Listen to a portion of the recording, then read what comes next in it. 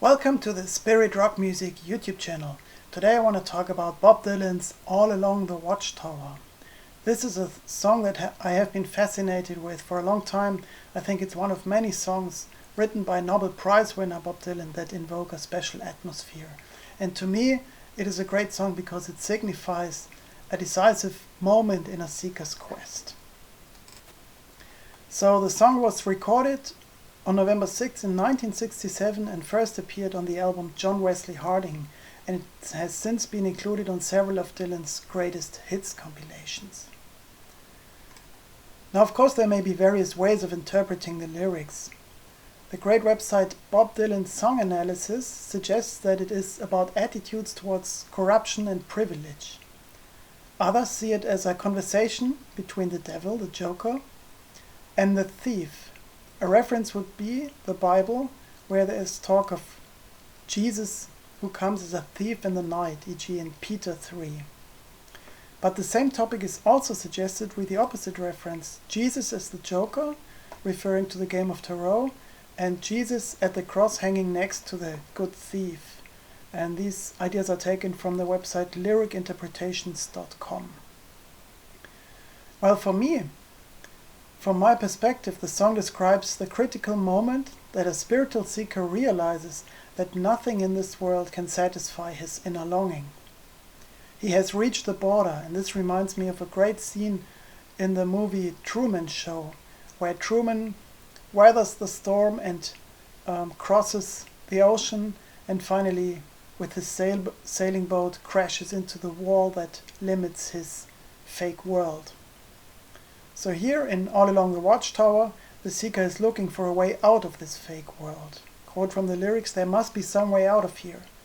He also talks about too much confusion here in this field. And we can see the conversation between the Joker and the thief maybe also as an inner dialogue of two aspects within him. And the seeker does not receive the answers that he's so desperately looking for from established institutions. Answers to the most important questions in life. For example, why are we alive? What shall we live for? What is the goal in life? What is life worth? So the song refers to businessmen and plowmen, and whoever he meets, nobody knows what it is all worth.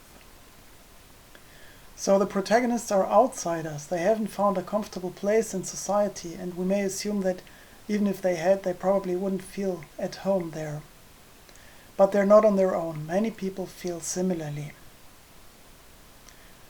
And now we can say the cup of experience has been filled often enough. They do not want to keep playing the old games over and over again, so they really feel this dire need to embark on a new path. And now honesty is a key attribute, especially in the sense of self-knowledge. So, quote from the lyrics, "We've been through that. This is not our fate. And let us not talk falsely now. I make a vow to be honest." So it is crucial to stay alert, to dive into the magic of the here and now. They are not willing to postpone fulfillment anymore to some vague point in the future, some later which never comes. There is no time to waste. And then at the end of the song, in the last verse, a scene at the Watchtower is described. There's reference to princes who keep the view. There's references to women and to barefoot servants, and then a bit more lyrical even, a wildcat in the distance and two riders are approaching and the wind begins to howl. So maybe we can say that the outer life continues as it was before, in the sense of that Queen song maybe, the show must go on, but the inner focus of the seeker has shifted, and we can see the Watchtower as a landmark, a boundary stone.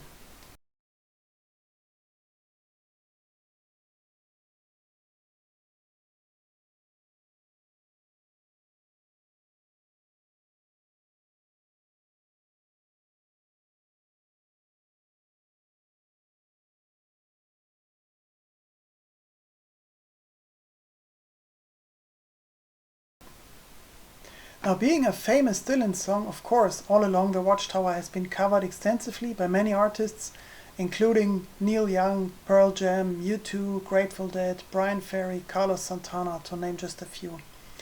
And I find it interesting to note that The songwriter himself, Bob Dylan, highly praised Jimi Hendrix's version, and I don't know if it's possible to pay more respect to a covering artist than Dylan did to Hendrix.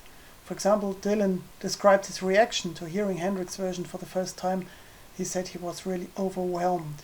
He said Hendrix could find things in songs that other people would not think of finding there.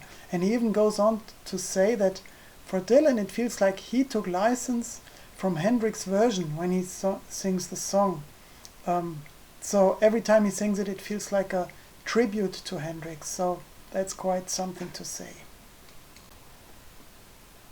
So I can really relate to the feeling that this song evokes, being trapped in a fake world and looking for a way out, and knowing that this way out is in the inside. So I'm really keen to hear your views. What are your experiences with this song? What do you associate with it? How do you feel about it? Let me know in the comments. All the best for your quest. See you next time. Ciao.